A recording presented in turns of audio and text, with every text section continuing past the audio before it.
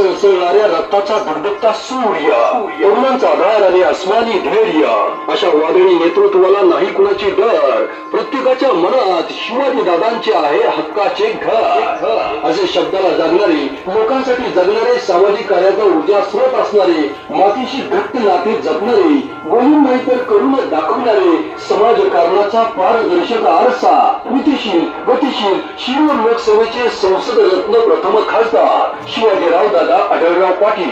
यंदाच्या लोकसभेच्या ऐतिहासिक निवडणुकीमध्ये राष्ट्रवादी काँग्रेस पार्टी, भाजपा, शिवसेना, रासप, आरपीआय व मित्रपक्ष प्रणित महायुतीच्या अधिकृत उमेदवार म्हणून आपल्या आशीर्वादाने